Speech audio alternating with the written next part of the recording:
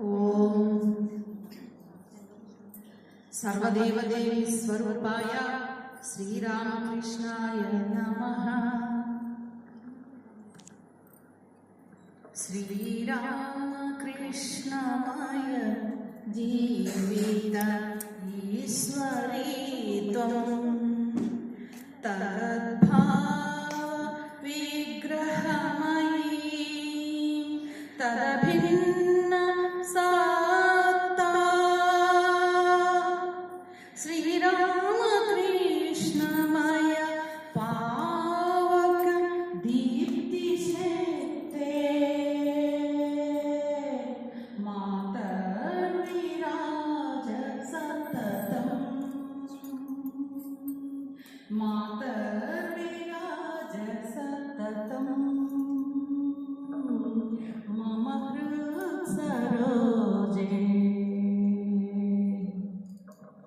ఆత్మీయులైన భీమవరం వివేకానంద సేవా సమితి భక్తులందరికీ హృదయపూర్వక నమస్కారాలు. శారదమ్మ తల్లి జన్మదిన శుభాకాంక్ష. ఎంతో సంతోషంగా ఉంది. దానికి తగినట్లయితే ఎక్కువ టైం మనము వెచ్చించలేమేమో అనిపిస్తోంది. ఉదయం నుంచి నర్సాపురం తుందులు చెప్పుకుంటూ వస్తున్నా. ఆత్మీయులైన మనమంతా ఈ మధ్య వచ్చేటప్పటికే సమయం చాలా లేదు. ఉన్నంతలో చెప్పుకుందాం. అంటే ఎంత చెప్పుకున్నా అమృతమయమైనది, కొద్దిగా చెప్పుకున్నా తరింపజేసేది కదా. మూర్తిత్రయం యొక్క జీవిత చరిత్ర, జీవిత విశేషాలు, సంఘటనలు, సన్నివేశాలు, వాళ్ళ దివ్యత్వం, ఔన్నత్యం, మహత్యం అన్నీ కూడా మహాద్భుతమైనవి. శారదమ్మ తల్లి రావడమే ఈ జగత్తుకి గురుదేవుడి యొక్క అవతార కార్యంలో తన పాత్ర నిర్వహించడం కోసం వచ్చింది అందరికీ. ఆయన ఏ ప్రయోజనం కోసం వచ్చారు, ఏ ధర్మోద్ధరణ కోసం వచ్చారు, ఏ సనాతన ధర్మ విలువల పరిరక్షణ కోసం వచ్చారు అతను. అప్పటి మహా జ్ఞాని సంభవించినటువంటి సందర్భంలో, బ్రిటిష్ వాళ్ళ పరిపాలన కాలంలో అస్సలు ధర్మము, ఆధ్యాత్మికత, భగవద్ విశ్వాసము అన్ని కోల్పోయి భారత జాతి ఒక దుర్భరమైన పరిస్థితుల్లో ఉన్న సందర్భంలో ఆ ధార్మికమైనటువంటి జ్యోతిని వెలిగించడం కోసం, జ్వలమానంగా ప్రకాశింపజేయడం కోసం వచ్చినటువంటి భగవద్ అవతారం శ్రీరామకృష్ణుడు వారు. ఆ అవతారం యొక్క ప్రయోజనం అన్ని విధాల సంపూర్ణంగా పరాకాష్ఠకి అందుకోవడం కోసం తన వంతుగా భార్యగా దిగి వచ్చినటువంటి జగదీశ్వరి మన శారదమ్మ. శారదమ్మ తల్లి ఏముంది, మీరేమనుకుంటున్నారు? అమ్మ పేడతో గచ్చలుతూ, పాత్రలు తోముతూ, బట్టలు తొక్కుంటూ, ఈ పిచ్చి వాళ్ళందరితో ఏడుతూ సామాన్యమైన గ్రామీణ స్త్రీలాగా జీవితం గడుపుతోందని భావిస్తున్నారే. అండ చరాచరాలను శాసించే జగదీశ్వరి, మనం వాడుకునే త్రిపుర సుందరి మాత తల్లి అని గిరీష్ చంద్ర ఘోష్ అంటాడండి. ఎంత అద్భుతంగా అంటాడో గిరీష్ చంద్ర ఘోష్. మహా తాగుబోతు, పచ్చి తిరిగిపోతు, అయితే మహాద్భుతమైనటువంటి మేధ. దుర్గా జగన్నాథ్ మహాశయుడు ఒక మాట చెప్తాడు, గిరీష్కి సూక్ష్మమైనటువంటి అంతర్దృష్టి ఉంది, అందుకే గురుదేవుల యొక్క అసలు తత్వాన్ని పసిగట్టగలిగాడు. అసలు తత్వం ఏంటి? ఆయన ఒక పిచ్చివాడులాగా, ఒక పూజారిలాగా, ఒక బ్రాహ్మణుడిలాగా, పేద బ్రాహ్మణుడిలాగా ఉన్నాడు రామకృష్ణుడు గారు. కానీ ఆయన అసలు తత్వం భగవత్ స్వరూపం. భగవంతుడు ఎక్కడి నుంచి వస్తాడో ఆ విధమైనటువంటి మూల పరబ్రహ్మ స్వరూపం అని కదా అందరూ చెప్తారు. గిరీష్ చంద్ర ఘోష్ ఎట్లా తెలుసుకోగలిగాడు? అలాగే శారదమ్మ తల్లి జగజ్జనని ఎట్లా తెలుసుకోగలిగాడు? ఎంత అద్భుతం చూడండి. కొద్దిమంది ఎట్లా తెలుసుకోగలిగారు? అప్పట్లో ఉన్నటువంటి వాళ్ళలో కూడా ప్రతి ఒక్కరికి తెలియదు. మనం చాలాసార్లు చెప్పుకున్న ఉదాహరణ, ఒక టీవీ ప్రోగ్రాము ఆ రిలే స్టేషన్ ఎక్కడో ఉంటుంది, అక్కడి నుంచి రావాలంటే మనకి మన ఇంట్లో ఉన్న టీవీ సెట్ కూడా బాగా పనిచేస్తూ ఉండాలి. అవునా కదా? అది ఏదో రిపేర్లో ఉన్నా, దానిపైన గీతలు మార్పులు ఉంటే కూడా మనకి ఆ దృశ్యము అయితే రాదు ప్రోగ్రామ్. అట్లాగా మన బుర్రల్లో మన ఆధ్యాత్మిక స్థాయి, మన సాధన, మన తపస్సు ఒక గొప్ప స్థాయిలో ఉంటే తప్ప వాళ్ళు సాక్షాత్ భగవంతుడు, సాక్షాత్ పరమేశ్వరి అనేటువంటి విషయం మనం గ్రహించలేము అనేది వీళ్ళని చూసి మనం తెలుసుకోవాల్సినటువంటి విషయం. అట్లాగా రామకృష్ణుల వారు కామిని కాంచన త్యాగము, భగవంతుణ్ణి ప్రత్యక్షం చేసుకోవడము, భగవంతుడు ఉన్నాడు అన్న విషయం సత్యము అని నిర్ధారణగా చెప్పడానికి చేసిన సాధనలు ఇవన్నీ ఇప్పటి రోజుల్లో కూడా భగవంతుడిని మనం కళ్ళ ముందు నిలుపుకోవచ్చు. దానికి ఎంత సాధన చేయాలి, ఎంత పరితపించాలి, ఎంత వ్యాకులత చెందాలి, ఏమేమి వదిలిపెట్టాలి, ఏది పట్టుకోవాలి, మన మనశ్శక్తిని అంతా కూడా ఎట్లా కేంద్రీకరించాలి, ఇవన్నీ చూపించడానికి వచ్చాడు ఆయన. అరే భారతదేశంలో ఎందరో మహాత్ములు ఈ విధంగా సాంస్కృతికమైనటువంటి దివ్యత్వానికి, ఆధ్యాత్మిక వారసత్వ ఔన్నత్యానికి దెబ్బతగిలినప్పుడంతా ఒక మహాత్ముడు, ఒక మహాభక్తి ఉద్యమం భారతదేశంలో వస్తుందండి.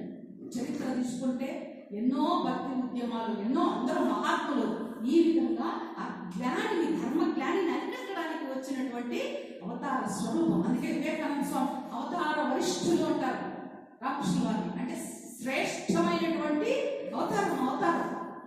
గురుదేవులే చెప్తారు కదా, ఎవరు రాముడో ఎవరు కృష్ణుడు. ఎందుకు మనం ఎప్పుడు ప్రతి మందిరంలో రాముడిని కృష్ణుడిని కూడా పెడతారు. ఎవరు రాముడో ఎవరు కృష్ణుడో ఈసారి ఇదిగో ఇందులో అతనే ఉన్నాడు, ఈసారి మారు వేషంలో ఉన్నాడు. ఒక మహా రాజకుమారుడు లాగానో, ఒక మహా జగద్గురువు లాగానో అలాగే సర్వసాధారణమైనటువంటి ఒక పిచ్చి బ్రాహ్మణుడిలాగా వచ్చాడు ఈ గురువు, ఈ భగవంతుడు అని ఆయన కూడా చెప్పుకుంటారు. మరి అటువంటి మహా అవతారమైనటువంటి ఆ దివ్యత్వంతో కూడినటువంటి రామకృష్ణుల వారి భార్య, వారి సహధర్మచారిని ఎవరై ఉంటారు? బ్రహ్మానంద స్వామి వాళ్ళందరూ చెప్తారు కదా, భగవంతుడు కేవలం పేడ అలుక్కుండే ఆమెని, పేడ కళ్ళెత్తే ఆమెని పెళ్లి చేసుకున్నాడు అనుకుంటున్నారా? ఎవరు అనుకున్నారు? ఆమె జగజ్జనని, జగదీశ్వరి అని చెప్పి ఎంత పూజ్యభావంతో పూజిస్తారు. అదేవిధంగా శారదమ్మలో బాగా చిన్న వయసు నుంచి కూడా ఆమెలో ఒక ఆధ్యాత్మిక జ్ఞానాన్ని, ఆధ్యాత్మిక తేజస్సుని, ప్రచోదనం, ఉద్దీపన చేస్తా వస్తారు గురుదేవుడు. ఎంతో దివ్యత్వము మహనీయులైనటువంటి వాళ్ళైనా కూడా సాధారణ మానవ జన్మ తీసుకున్నప్పుడు ఆ మనిషి దేహానికి సంబంధించినటువంటి ధోరణిలో ఉన్నారు. ఉంది తల్లి, శారదమ్మ తల్లి. ఒక భర్త, ఒక గురువుగా అపూర్వంగా ఆమెకి అన్ని బోధిస్తూ వస్తారండి. ఎంత గొప్పగా సంసారంలో ఎట్లా మెలగాలి, చిన్న చిన్న చిట్కాలు మొదలుకొని శారద భగవంతుడు అందరికీ చెందినవాడు. శారద అది చందమామ చూడు, చందమామ అందరూ మామ మామ అని పిలుస్తారు కదా, ఎంత దగ్గర వాడు కదా చందమామ. అట్లా భగవంతుడు అంత దగ్గర వాడు. నువ్వు కోరుకోవాలి, నువ్వు గొప్పగా పరితపించాలి భగవంతుడి కోసం అని గురుదేవుడు ఏదైతే చెప్తాడో తర్వాత రోజుల్లో శారదమ్మ తల్లి అదే మాట చెప్తుందండి. అమ్మా గురుదేవుడు హృదయంలో ఉన్నటువంటి గొప్ప సంపద, ఇదిగో ఆ సంపదలన్నీ బయట ఉన్నాయని వాటి వెంట పరుగులు పెట్టి చస్తున్నారే, అది కాదు సంపద. పూర్వమైన సంపద హృదయంలోనే ఉంది. హృదయంలోనే భగవంతుడు ఉన్నాడు. పట్టుకోండి, సాధన ద్వారా అనుభూతి చెందండి. ఆయన అనుగ్రహం నిరంతరం అందరి మీద వర్షిస్తూనే ఉంది. దానిని అనుభూతి చెందండి, దానిని అనుభవించండి. ఆ గ్రహించగలిగేటువంటి స్థాయికి తప్పించండి. మీ మనసుని ఆ విధంగా మలుచుకోండి. ఎన్ని రకాల సాధనలు చెప్తుందో శారదమ్మ తల్లి శిష్యులందరికీ కూడా. దేవుడి దగ్గరికి ఎందరో వచ్చారు మహాత్ములందరూ, శిష్యులందరూ. వాళ్ళందరూ కూడా శారదమ్మను కూడా ఆహా అంత మహాత్ముడి యొక్క ఇల్లాలు కదా, గురుదేవుడి యొక్క భార్య కదా అనేటువంటి గౌరవభావంతో చూశారు. జగజ్జనని అన్నట్లు చూశారు. తర్వాత కూడా గురుదేవుల నిర్యాణం తర్వాత కూడా ఎంతోమంది వస్తారు. ఎంతోమంది శారదమ్మ గురించి చదివితే తెలుస్తుంది. అనూపానంద వాసుదేవానంద వీళ్ళందరూ కూడా ఒక స్వామి అంటాడు, అమ్మా రోజు ఇదిగో ఈ పూజ ఇవి చేసి చేసి చేసి ఏమిటో అసలు సారమే లేనట్లుంది, ఏమి బాగలేదమ్మా, ఎట్లుంది నాన్న నీకు అంటే ఏమో ఒట్టిపోయినట్లుంది, సారవహీనంగా ఉంది. అరే అట్లా ఎందుకు అనిపిస్తుంది? గురుదేవుల గురించి చదువు, గురుదేవుల గురించి బాగా చదువు, ఆయన పైన ధ్యానం చేయి, నీకు కొత్త ఉత్సాహము ఉత్తేజం వస్తుంది. చూడు ఎన్ని వచ్చాయి, అప్పటికే వచ్చేసాయి గురుదేవుల మీద కథామృతమైనవి. అయినా ఎంత బాగా రాస్తున్నారు, అవన్నీ చదువు.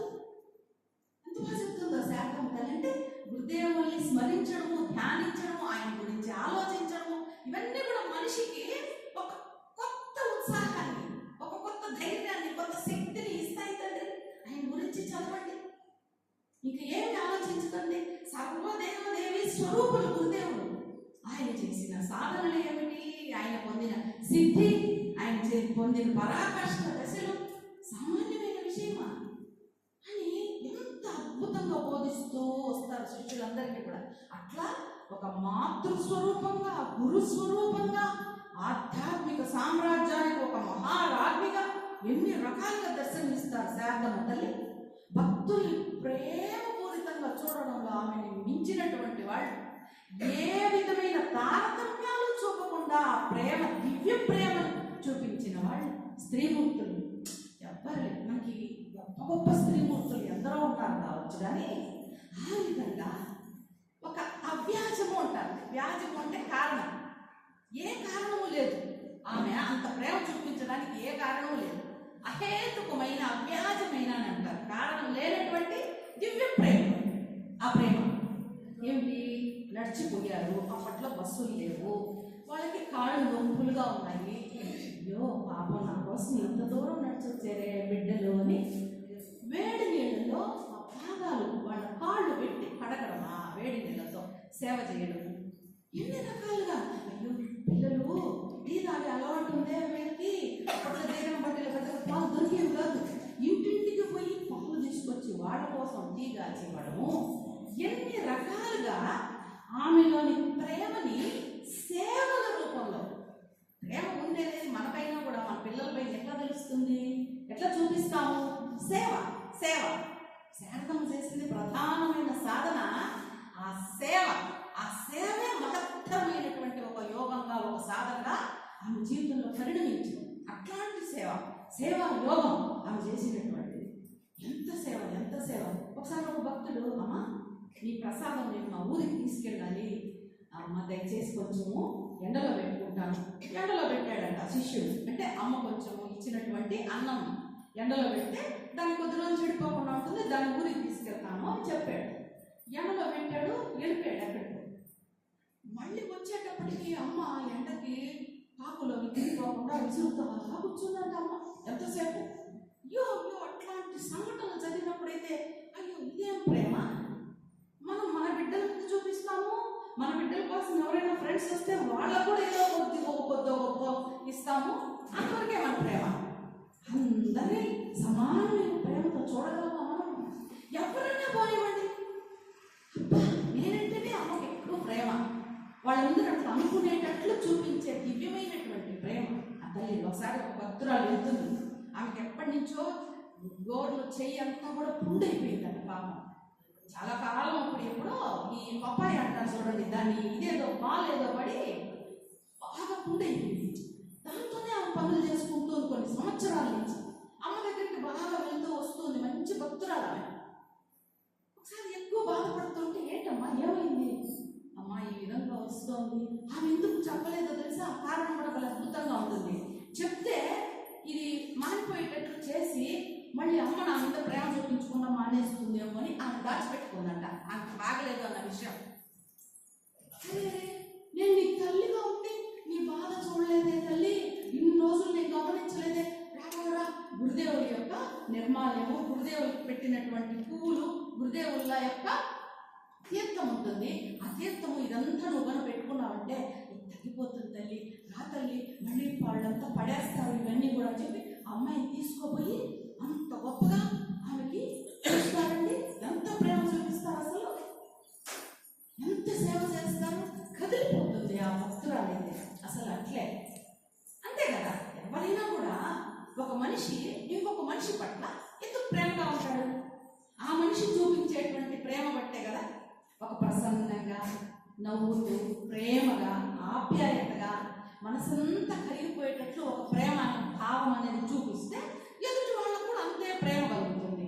ఒక గంభీరంగా మొహంలో ఏ విధమైన ప్రసన్నత లేకుండా చిరుపురులు ఆడుతుంటే వాళ్ళ దగ్గర కూడా వెళ్తాము మనము. కాబట్టి ఆ దివ్యమైన ప్రేమ అమ్మలో అట్లా పొంగి పొరలేదు. ఆ వాత్సల్యం, ఆ ప్రేమ భావన, ఆ ప్రేమ భావానికి కట్టుబడిపోయేవాళ్ళు అందరూ కూడా. అటువంటి దివ్య ప్రేమ తల్లి. అది ఏమి ప్రేమ అంటే అసలు జాతి, కులము, మతము, మంచి చెడ్డ ఏమీ తేడా లేకుండా చెడ్డ వాళ్ళ పట్ల కూడా అంత గొప్ప ప్రేమ చూపించేది.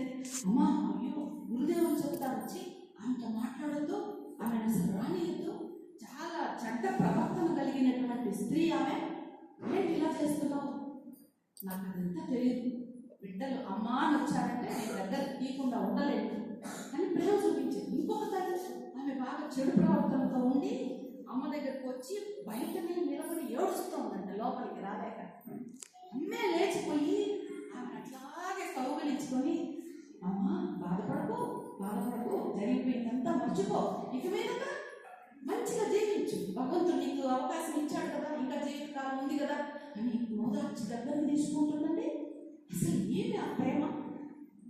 ఇప్పుడు యుద్ధం జరుగుతోంది కదా, బ్రిటిష్ వాళ్ళకి మనకి చాలా పెద్ద ఇది జరుగుతుంది. ఈ విదేశీ వస్తు బహిష్కరణ, బట్టలన్నీ తీసుకెళ్లి కాల్చేయడము, వాళ్ళ దగ్గర కొన్నటువంటి కొనకూడదని విదేశీ వస్తు బహిష్కరణ ఉద్యమం జరుగుతోంది. అది కూడా నచ్చదు అమ్మకి. వాళ్ళు కూడా నా బిడ్డలే కదా. చూడండి అసలు ఒక శిష్యుడికి చెప్తుంది, ఒక పండగ వచ్చింది, నాయన ఇదిగో ఉన్నారు కదా అందరూ, సగం పిచ్చివాళ్ళు, ముప్పాలు పిచ్చివాళ్ళు, పావు పిచ్చివాళ్ళు, పావు భాగం పిచ్చి, అంత పిచ్చి సమాజం అంతా అమ్మకి. ఇదిగో నాయన వీళ్ళందరికీ బట్టలు తీసుకురా అని డబ్బులు ఇచ్చింది శిష్యుడు. ఆ శిష్యుడు గొప్ప దేశభక్తి గలవాడనమాట. పోయి అందరికీ ఖద్దర వస్త్రాలు తీసుకొచ్చాడు. మొత్తగా ఉన్నాయి ఆ ఖద్దర వస్త్రాలు. అందరూ పక్కన పెట్టేసారు. చేసేసి మాకు ఇవ్వద్దు, మాకు కంపెనీ బట్టలు కావాలి. కంపెనీ బట్టలు అంటే చాలా నైస్గా నాణ్యతగా రంగులుగా బాగుంటాయి, మాకు అవి కావాలి అన్నారు.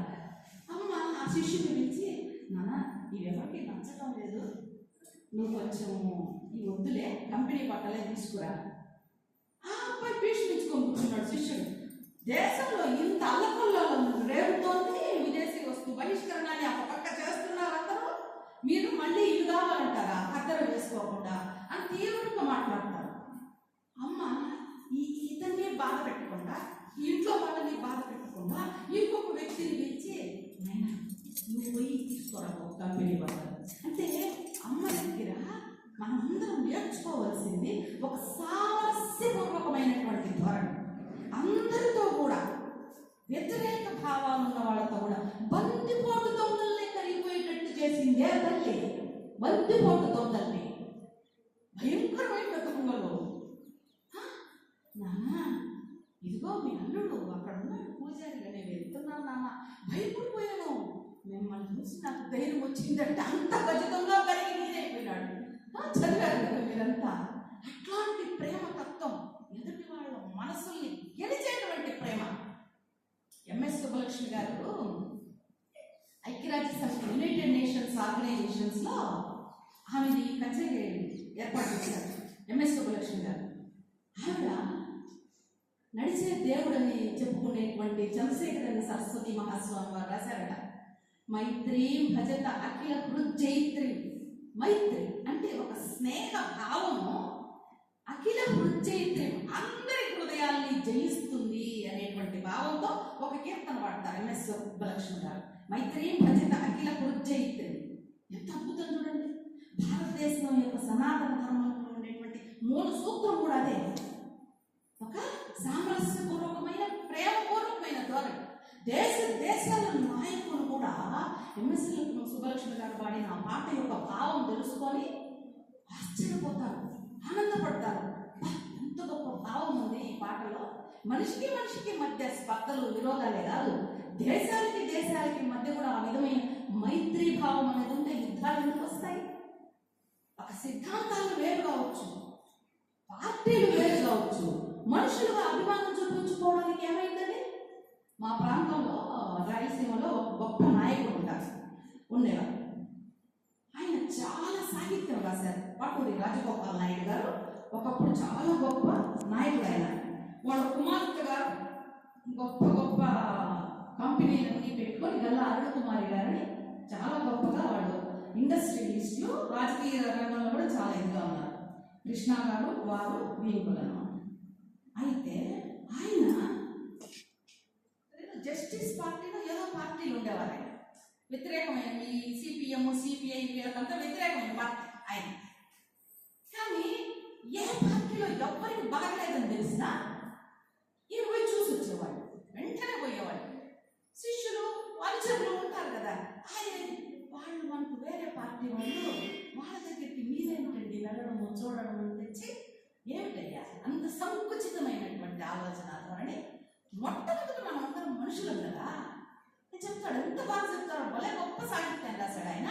ఆయన రాసినటువంటి కురుక్షేత్రే అనేటువంటి ఒక పుస్తకం ఉంటుందండి. మహాభారతంలో యుద్ధ వ్యూహాల మీదంతా రాశాడు ఆయన మహాత్ముడు. గొప్ప ఒక రెండు పాదాలు ఏ భంగిమలో పెట్టుకొని విల్లు సంధించి బాణం వేస్తే దాన్ని ఆ భంగిమని ఏమంటారు, యుద్ధ వ్యూహాలు, వీటన్నిటి మీద ఇంత పుస్తకం కురుక్షేత్రే. రకరకాల పుస్తకాలు రాశాడు ఆయన.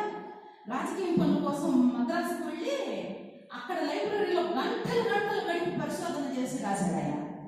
అట్లాంటి ఆయన చెప్తాడు, అట్లాంటి వాళ్ళు ఉంటారండి. అట్లాంటి సామరస్యపూర్వకమైన ప్రేమపూర్వక పాజిటివ్ వైబ్రేషన్స్ అని ఇప్పుడు భాషలు అంటారే.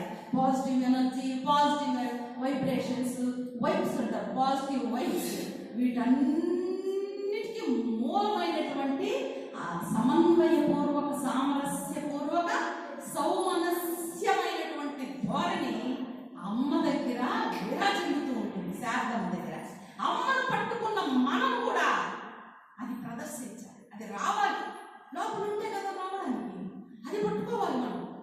వాడేదో ఒక మాట అన్నాడు, ఈమెదో మనం ఏదో అన్నది జీవితాంతం పట్టుకొని ఒక విరోధ భావము, ఒక నెగటివిటీ లేకుండా ఎవరినైనా కూడా మన ప్రేమతో, మన ఉదాహరణమైనటువంటి వ్యక్తిత్వంతో వాళ్ళని దగ్గరకు తీసుకునేటువంటి, అభిమానించేటువంటి ఒక గొప్ప స్థాయికి మనమందరం ఉండాలి. శారదమ్మ శిష్యులుగా, రామకృష్ణుల శిష్యులుగా. అది మనం వాళ్ళని పాదాలు పట్టుకున్న దానికి వాళ్లకు మనం ఇచ్చేటువంటి ఆరాధన. అంతే కదా. ఎన్ని విన్నా ఎన్ని చదివినా మన ప్రవర్తనలో అది ప్రస్ఫుటంగా కనపడాలి. నిజం, అది నేర్పించడానికి వచ్చారు. ఎంతసేపు భగవంతుడు సరే, మన ప్రవర్తన, చుట్టూ ఉన్నటువంటి ప్రపంచంతో మన ప్రవర్తన, అది కూడా ఒక అద్భుతమైనటువంటి అంశం, కోణం, దృక్పథం. మనం నేర్చుకోవాల్సినటువంటి అనేక విషయాలు శారదమ్మ తల్లి దగ్గర. శారదమ్మకు రెండవ అధ్యక్షురాలు మోక్ష ప్రాణ మాతాజీ ఆమె చెప్తారు, శారదమ్మ తల్లి చుట్టూ ఎన్ని వ్యతిరేక శక్తులు. వీళ్ళందరూ ఒకరంటే ఒకరికి పడదు. సొరబాల, నళిని, రాదు, వీళ్ళందరూ ఒకరిని చూసి ఒకరి కక్షలు, కార్పణ్యాలు, కారాలు, మిరియాలు నూరుకుంటూ ఉంటారు. చా నువ్వు ఇలా చేసావు, నువ్వు అలా చేసావు. వీళ్ళందరి మధ్యలో ఉన్నారా?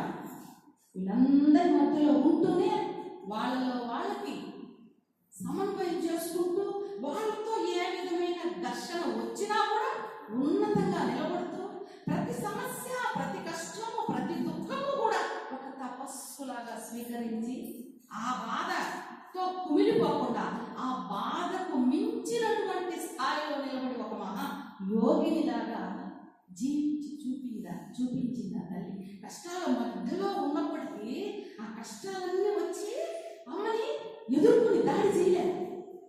చేసినా కూడా వాటి ప్రభావం తన మీద పడకుండా ఆ తపశ్శక్తితో, ఆ ఉన్నతోన్నతమైనటువంటి ప్రేమతత్వంతో, భగవద్ ఆరాధన భావంతో, ఆ జపం చేసేటువంటి శక్తితో దేదీప్యమానంగా ప్రకాశించింది శారదమ్మ తల్లి. ఏమి జీవితము, ఎంత అద్భుతము! ప్రతి అంశము, ప్రతి దృక్కోణము శారదమ్మలో అట్లా దివ్యంగా భాషిస్తూ ఉంటుంది. ఏ చిన్న విషయం చెప్పినా కూడా శిష్యులు వస్తారు, ఎన్ని రకాల సమస్యలతో వస్తారో, బాధగా వస్తారు. అమ్మా, మాకు ఈ సృష్టినంతా పెద్దవాళ్ళు, అణువణువునా ఉన్నది భగవత్ తత్వమే. ఇందుగలడందు లేడని సందేహం వలన ఎందెందు వెతికిన అందరిగలడు కదా భగవంతుడు. ఇక్కడ ఉన్నాడు, అక్కడ లేడని కాదయ్యా, అణువణువులో ఆయన నిండిపోయాడు. వేష్టి వ్యాప్నో తేజ విష్ణువు, సమస్తము వ్యాపించిపోయినటువంటి వాడే విష్ణువు. తత్ సృష్టిలో తదేవ అనుప్రావిశత్ అని చెప్తుంది వేదం. స్వామి సృష్టి అంతా చేసేసి ఎక్కడో అతీతంగా కైలాసంలోనో వైకుంఠంలోనో ఉండిపోలేదయ్యా. విష్ అనే ధాతు అంటే విష్ అంటే ప్రవేశించడం, ప్రతి అణువులో ప్రతి చోట ప్రవేశించి ఉన్నాడు. ఇది అసలైన తత్వము. అయితే దీనిని మేము ఎట్లా పట్టుకుంటామమ్మా? అంత స్థాయి మాకు వస్తుందా? ఇక్కడ చూసినా భగవంతుడే, ఏది చూసినా భగవంతుడే, ఆఖరికి చెడ్డవాడిని చూసినా వాడిలో చెడ్డతనం కూడా భగవంతుడే అనుకునేంత స్థాయికి మేము వెళ్ళగలమా? అది బ్రహ్మజ్ఞానం. అది ఆ జ్ఞానం మాకు ఎట్లా వస్తుంది తల్లి? దుఃఖపడ్డాడు శిష్యుడు వచ్చి కూర్చొని అమ్మ దగ్గర. అయ్యో నాయన, ఎందుకంత కలత చెందుతావు? సరైన సమయం వచ్చినప్పుడు ఆ బ్రహ్మజ్ఞానము గురుదేవులు నీకు వచ్చేటట్లు ఆయన చూసుకుంటారు. నువ్వు ఆయన్ని పట్టుకో చాలు. అంతంత ఎందుకు నీకు? ఆయన పట్టుకో, ఆయన ధ్యానించు, ఆయన గురించినటువంటి లీలలు చదువు. ఆయన ఏం చేశాడు, ఆయన మీదనే మనసు పెట్టు, దృష్టి పెట్టు, ఆలోచన పెట్టు, ధ్యానం పెట్టు, చాలు. నిన్ను ఆ బ్రహ్మజ్ఞాన స్థితికి ఆయనే తీసుకుపోతాడు. ఎంత అద్భుతంగా చెప్తున్నాము. ఇట్లాగా రామకృష్ణ వారిని పట్టుకోవడమే ఒక గొప్ప ఆధ్యాత్మిక సంస్కారం, ఒక గొప్ప ఆధ్యాత్మికమైనటువంటి అత్యున్నతమైన స్థాయికి మనల్ని తీసుకుని పోవడానికే వచ్చారు వాళ్ళు. ఇందాక కూడా చెప్పుకున్నాం, అమ్మ ఆ విధంగా కేశాలు చూపిస్తూ ఆ ముందరికి వేసుకోవడానికి కారణం కూడా ఒకనొక చోట శంకర భగవత్పాదులు దునోతు ద్వాంతం అని చెప్పి సౌందర్య శ్లోకంలో అమ్మవారి కేశపాశాల గురించి చూపిస్తారు. ఏమిటయ్యా అంటే, అమ్మ కేశాలకి భక్తి జ్ఞాన వైరాగ్యాలను ఇచ్చేటువంటి గొప్ప శక్తి ఉంది. అమ్మ కేశాలు మనకి ఎక్కడ ఏ మూర్తిలో కనపడవు. మీరు ఏ గుడికి పోయినా అమ్మ ధమ్మిళ్ళు అంటే పప్పులాగా ఇలా వేసుకునో జడ వేసుకునో ఉంటుంది అమ్మ. మరి ఎట్లాగా కలియుగంలో ఈ బిడ్డలు ధరిస్తారు? అందరూ ఎక్కువ సాధనలు చేయలేరు, ఎక్కువ కష్టపడలేరు. గురుదేవులు చెప్తారు కదా, అన్నగత ప్రాణులు వీళ్ళందరూ. కొంతసేపు అన్నం ఆలస్యమైన, ప్రవచనం ఎక్కువసేపు కొనసాగినా అల్లాడిపోతారే, వాచ్లు చూసుకుంటారు, కడుపులో టక్కడక్కడక్కడక్కడగా అయిపోతుంది. మళ్ళీ దీనికి తోడు షుగర్లు, దీనికి తోడు బీపీలు, దీనికి తోడు ఇంకా ఇంకా ఏవేవో ఉంటాయి అలసలు. మరి వీళ్ళు ఎట్లా? అందుకు అసలు అద్భుతం. అసలు ఆ కేశము యొక్క శక్తిని చదివితే సౌందర్యలో ఎక్కువ ఆలోచించదు. అమ్మెందుకు మరి ఇట్లాంటి రూపం మనకి దర్శింపజేస్తూ వచ్చింది ఆ తల్లి అంటే, అమ్మ కేశాలకు అంత శక్తి ఉంది. వీళ్ళందరూ ఎట్లా ధరించారు శిష్యులంతా కూడా. అమ్మే చెప్తారు, గురుదేవులు చెప్తారు, ఆ చిత్రపటాల్ని ధ్యానించినా కూడా చాలు మీకు. అంత అపూర్వమైనటువంటి యోగ స్థితిలో గురుదేవుల యొక్క చిత్రపటము నిర్బీజ ధ్యాన యోగము అని అంటారు. యోగంలో అత్యున్నత స్థితి అంట గురుదేవులు మనకు కనపడేటువంటి ఆ చిత్రపటం. ఆయనే చెప్తారు ఒక చోట, యోగంలో అత్యున్నతమైనటువంటి స్థాయిలో ఉండేటువంటి శక్తి అంతా కూడా, విషయం అంతా కూడా ఆ చిత్రపటంలో ఉంది. మీరు ధ్యానిస్తే కూడా చాలు. అమ్మని అలా ధ్యానించినా కూడా చాలు. ఇంక వేరే ఏమీ అక్కర్లేదు. కళ్ళ ముందుకి ఆ మూర్తులు తెచ్చుకొని, ఆ పవిత్రత స్వరూపాలను తెచ్చుకొని మన మనసుల్ని ఆ మూర్తుల పైన నిలిపితే మనకు ఒక అద్భుతమైనటువంటి శక్తి, జ్ఞానం అన్నీ కూడా పుష్కలంగా వాళ్ళు తప్పకుండా మనకు అందజేస్తారు. విశేషించి ఆ శక్తి ఎక్కువగా అభివ్యక్తం అవుతున్నటువంటి ఈ జన్మదినము రోజు, ఈ జయంతులు, ఇట్లాంటి రోజులు, గురు పౌర్ణమి రోజులు విశేషమైనటువంటి శక్తి ఉంటుంది అక్కడ. అప్పుడు ఎవరైతే వచ్చి ప్రార్థిస్తారో, అర్థిస్తారో వాళ్ళకి ఖచ్చితంగా ఆ శక్తి, సామర్థ్యాలు, భక్తి, జ్ఞాన వైరాగ్యాలు అద్భుతంగా దొరుకుతాయి. అందులో సందేహమే లేదు. వాళ్ళు చెప్పారంటే ఇంకా మళ్ళీ అందులో సందేహం ఏముంది? అంత దివ్యమైనటువంటి విషయాలు ఆ మూర్తులలో ఉన్నాయి. ఒకసారి ఒక అబ్బాయి కలకత్తాలో ఉండేవాడు. అబ్బాయి తల్లిదండ్రులు వెళ్ళిపోతూ ఉన్నారు కాశీ. ఈ అబ్బాయి ఏం చేశాడు, మన రామకృష్ణ వాళ్ళ శిష్యుల దగ్గరికి వస్తూ పోతూ ఉండేవాడు. నిరంజనానంద స్వామి ఒక ఫోటో ఇచ్చాడు. నిరంజనానంద స్వామి ఒక స్వామికి గురుదేవుల యొక్క ఫోటో ఆ అబ్బాయికి ఇచ్చాడు. ఆ అబ్బాయికి ఆ ఫోటో తీసుకొని, ఆ అబ్బాయి పేరు చారు చంద్ర, ఫోటో తీసుకొని కాశీకి వెళ్ళిపోయాడు. మంచి మంచి భక్తి మార్గంలో ఉన్నాడు. వాళ్ళ ఇంట్లో పెట్టుకున్నాడు ఆ ఫోటో. అయితే అక్కడ ఒక ఆ వయసు పిల్లలందరూ కలిసి చారుచంద్ర అనేటువంటి అబ్బాయి, కేదార్నాథ్ మౌలిక్ అనేటువంటి కొంతమంది అబ్బాయిలు వీళ్ళ దగ్గరకు పోయి వీళ్ళందరూ కలిసి చక్కటి మంచి మంచి విషయాలు మాట్లాడుకునేవాళ్ళు. అరుగు కదా అప్పుడు ఇప్పుడు ఎప్పుడు కూడా భగవత్ సంబంధమైనటువంటి విషయాలు, ఇట్లాంటి తాత్వికమైన విషయాలు, గొప్ప గొప్ప వ్యక్తులకు సంబంధించిన చరిత్రలు ఇవన్నీ మాట్లాడుకునేవాళ్ళు. ఇదిగో అక్కడ కలకత్తాలో ఉద్బోధనని ఒక పత్రిక ప్రింట్ చేస్తూ ఉన్నారు. ఈ ఉద్బోధనని అక్కడ కూడా ఎవరికైనా ఇవ్వవయ్యా, చందాదారులుగా చేర్పించు అని చెప్పి శుద్ధానంద స్వామి అనేటువంటి ఒక ఆయన, వివేకానంద స్వామి శిష్యుడు, అక్కడ ఉండేటువంటి కాశీలో ఉండేటువంటి చారుచంద్ర అనే అతనికి కొన్ని ఉద్బోధన పత్రికలు పంపించాడు. అబ్బా అందరూ ఆ ఉద్బోధన చదువుకొని అబ్బబ్బబ్బా ఎంత బాగుంది, ఇందులో వ్యాసాలన్నీ అని చెప్పి చర్చించుకుంటూ ఉంటారు. ఎప్పుడు వివేకానంద స్వామి రాసిన అన్ని రాజయోగం, భక్తి యోగం, ఆయన సాహిత్యం మొత్తం కూడా అక్కడ నిరంతరం చెప్పుకుంటూ ఉంటారు.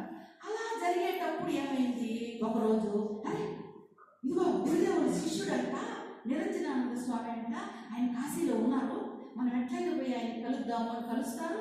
ఆయన వీళ్ళ దగ్గరికి రావడం కోసం ఒప్పుకున్నాడు. అంటే నిరంజనానంద స్వామి రామకృష్ణ వారి యొక్క ప్రత్యక్ష శిష్యుడు, మహానుభావుడు, పవిత్రమైనటువంటి శీలము, జ్ఞానం అన్ని కలిగినటువంటి మహాత్ములు ఆ శిష్యులందరూ ఆయన వస్తున్నారు. మనము ఇదంతా ఇల్లంతా కూడా బాగా సర్దుకోవాలి, డెకరేషన్ చేసుకోవాలి, ఇదిగో ఇట్లా అలంకరించుకుందాము అని అనుకుంటూ ఉంటే వాళ్ళ ఇంట్లో, ఎవరింట్లో, ఈ కేదార్నాథ్ మౌలిక్ వాళ్ళ ఇంట్లో అంత దేశ నాయకుల ఫోటోలు ఇంకా ఏవేవో ఉన్నాయంట, కానీ దేవుడికి సంబంధించిన ఏవి లేవు. అప్పుడు ఈ చారుచంద్ర అనే అబ్బాయి ఈ గురుదేవుని ఫోటో తీసుకోపోయి, అది నా దగ్గర ఉంది, నేను కలకత్తా నుంచి వచ్చేటప్పుడు ఒక స్వామి నాకు ఫోటో ఇచ్చాడు, దీన్ని పెట్టి పూజ చేసుకుందాము, ఆయన కూడా వస్తారు కదా, వాళ్ళ గురుదేవుని పట్టం చూసి మహా సంతోషపడిపోతాడు. అక్కడ పెట్టారు. అందరూ ఇంక ఇట్లా ఏర్పాట్ల కోసం పరిగెత్తి అటు ఇటు తిరుగుతూ ఉన్నారు. ఈ కేదార్నాథ్ మౌలిక్ ఆయన ఆ ఫోటోలు అలాగా చూస్తూ ఉండిపోయాడంటండి. ఈ పక్క ఆ పక్క కట్టు కదలలేదంట. ఏందో ఆయనకే తెలియకుండా ఒక విధమైనటువంటి పారవస్యం, ఈయనబ్బా ఇంత దివ్యంగా ఉన్నాడే, అసలు ఆయనకి అసలు ఏమైనా స్పృహ ఉందా, ఈ వస్త్రాలు ఇట్లున్నాయి, అది ఇట్లుంది అనే స్పృహ ఏమైనా ఉందా? కానీ అదేందా నవ్వు, ఇది నవ్వండి చూద్దాం ఆయన మాత్రం ఒకరన్నా. అదే అసలు ఆ నవ్వే ఎవరికి రాదు. ఆ తర్వాత పూర్వమైనటువంటి స్థితిలో ఎంత దివ్యమైనటువంటి దరహాసం అని పొంగిపోతూ అక్కడి నుంచి కదలే లేదు ఆ కేదార్నాథ్ మౌలిక్ అని ఆయన. మళ్ళీ రావడం, స్వామి వారిని రావడం, గొప్పగా గురుదేవుల గురించి చెప్పడం, ఇవన్నీ జరిగిపోతాయి. కానీ ఆయన ఆ ఆకర్షణ శక్తిలోంచి, ఆ మైకంలోంచి బయటికి రాదు. ఆయన తర్వాత అచలానంద స్వామి అవుతాడు మన ఆర్డర్లో. అపూర్వమైనటువంటి విషయాలు ఉంటాయి. అందుకే చెప్తారు కదా జాగ్రత్త తల్లి ఏం చెప్తారు, దానిని చిత్రపటంగా భావించకండి, సజీవంగా భావించండి, సజీవంగా భావించండి అని ఎంతగా చెప్తారో శాతం తల్లి. పైగా అమ్మ తీర్థయాత్రలకు పోయేటప్పుడంతా గురుదేవుల పటం తప్పనిసరిగా తీసుకెళ్లేవాడు. తప్పనిసరిగా అడుగుతారు, అమ్మ మీరేంటి నిరంతరం గురుదేవులకి నైవేద్యం పెట్టేది, ఆ టయానికి అన్నీ చేస్తానే ఉన్నారే, గురుదేవులు ఇచ్చేది తింటారా?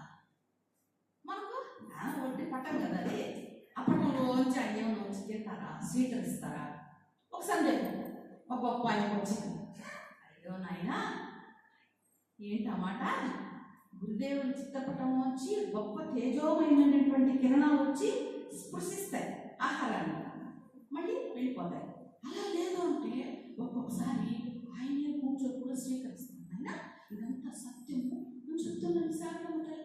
కాబట్టి మనం ఎప్పుడైతే చూస్తామో చిత్రపటాలని, మనం ఆ పారవస్య భావంతో అది సత్యంగా మన దగ్గర ఉన్నారు వాళ్ళు అనేటువంటి అద్భుతమైనటువంటి దృఢ విశ్వాసంతో మనము సాధన చేసుకోవాలి. అది వాళ్ళు మనకు ఇచ్చినటువంటి, వాళ్ళు స్వయంగా చెప్పినటువంటి విషయం, చిత్రపటం కాదు. అందుకే కదా రామకృష్ణానంద స్వామి ఈ ఒక్క పటం గుండెలకి ఆనించుకొని కలకత్తా నుంచి పడవలో ఎన్నో రోజులు ప్రయాణం చేసి మద్రాసుకు వస్తాడు ఆయన మహానుభావుడు. వివేకానంద స్వామి చెప్తాడు, ఇదిగో శశి నువ్వు చెన్నైకి వెళ్ళు, మద్రాసుకు వెళ్ళు, అక్కడంతా గురుదేవుల యొక్క భావాల్ని వ్యాప్తి చేయి. ఏం తెలుసు? భాష తెలియదు. ఎక్కడో కలకత్తా, ఎక్కడో చెన్నై, రామకృష్ణానంద స్వామి ఒక్క పూట కూడా గురుదేవుల యొక్క చిత్రపటాన్ని, గురుదేవుల్ని వదలకుండా సేవ సేవ సేవ నిరంతరం. అయ్యో, గురుదేవులు పాలు తాగే టైం అయింది, గురుదేవుడు దంతప్రాణం చేసుకునే టైం అయింది, గురుదేవుడు వేసే టైం అయింది, గురుదేవుడు పడుకునే టైం అయింది. ఇట్లాగా సేవలు చేసుకున్నటువంటి మహాత్ముడు రామకృష్ణానంద స్వామి. ఆయన ఏం చేశారు? చెన్నైకి తీసుకొచ్చేసారు. గురుదేవుల్ని గుండె కానించుకొని తెచ్చుకున్నారు. అది సజీవం, అది ఎంతో సజీవంగా ఉందనే భావంతోనే ఎన్నో సంవత్సరాల పాటు ఆ చెన్నై మహానగరంలో ఎంత కష్టాలు పడ్డారో, ఎన్ని కష్టాలు పడ్డారో. వర్షం కురుస్తూ ఉంటే గురుదేవులు తడిచిపోతారేమో రాత్రంతా కొడుకు పట్టుకొని నిలబడుకుంటాడండి మహానుభావుడు. ఏమి గురుభక్తి, ఏమి అనన్య సామాన్యమైనటువంటి గురుభక్తి, వక్రపతి కూడా ఆ విధమైనటువంటి పరిపూర్ణమైనటువంటి బ్రహ్మజ్ఞానులు అయి ఉండి కూడా శిష్యులందరూ అంత గొప్పగా ఈ స్థాయికి దిగి వచ్చి సాధారణమైన వ్యక్తులతో మసులుతూ సమాజం కోసం పరితపిస్తూ, ప్రధానంగా రామకృష్ణ మఠాల యొక్క ఉద్దేశము మోటో అంటాం చూడండి మనం, ఆత్మనో మోక్షార్థం జగద్హితాయిక. వివేకానంద స్వామి అదే చెప్తాడు. మీరు జపం చేయండి, ధ్యానం చేయండి, అపూర్వమైనటువంటి భగవత్ శక్తిని సంతరించుకోండి. ఈ వచ్చిన శక్తిని అంతా సమాజానికి సేవ చేయండి, సమాజానికి. అంతవరకు ఎప్పుడు లేదే. సన్యాసులు, వైరాగులు, సాధువులు వీళ్ళందరూ కూడా ఒక అతీతమైనటువంటి స్థాయిలో ఉన్నారు. సమాజం మొత్తం వాళ్ళని గౌరవించాలి, పోషించాలి అనేటువంటి అభిప్రాయంలో ఉన్నప్పుడు మొత్తం దాన్ని అంతా పటాపంచ చేసేసాడు స్వామికి. నూతనమైనటువంటి ఒక విప్లవం తీసుకొచ్చాడు ఆ తండ్రి. దానికి అమ్మ సంపూర్ణంగా అర్థం చేసుకుని మద్దతు ఇస్తుంది. అయినా నీ ద్వారా పనిచేసేదంతా గురుదేవులే, సింపుల్గా పాలిస్తుంది అమ్మ. అమ్మ, నేను ఇట్లా మఠం పెట్టాలనుకుంటున్నాను, కానీ ఏమి సమకూడటం లేదు, తొందరగా జరగటం లేదు తల్లి. ఆవేదన చెందుతాడు.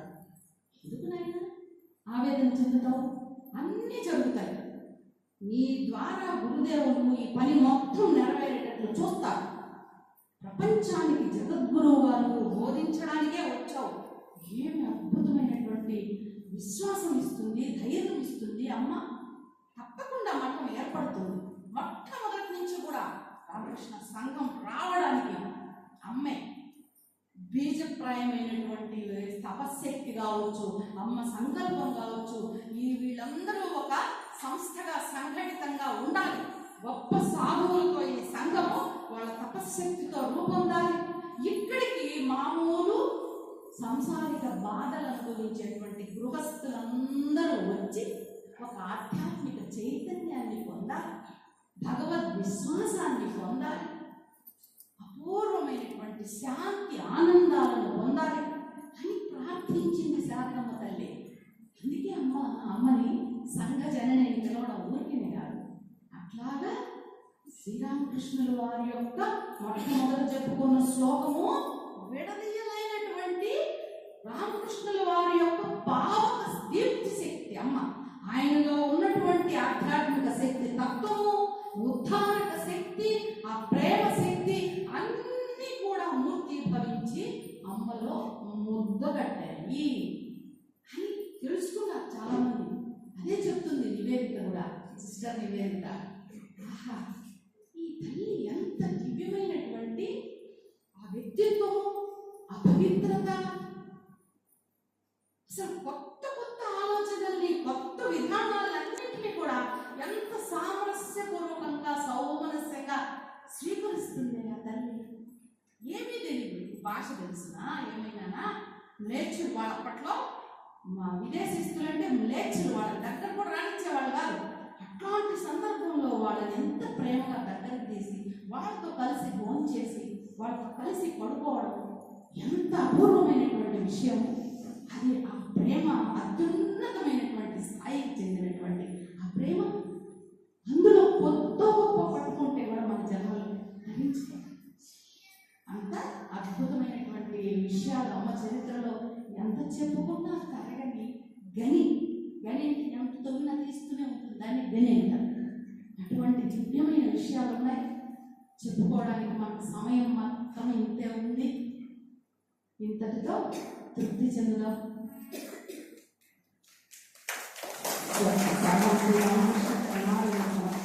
జై శ్రీరామకృష్ణ, జై శారదామాత, జై స్వామి వివేకానంద, జై మా ఊళ్ళమ్మ తల్లి, జై గోదావరి.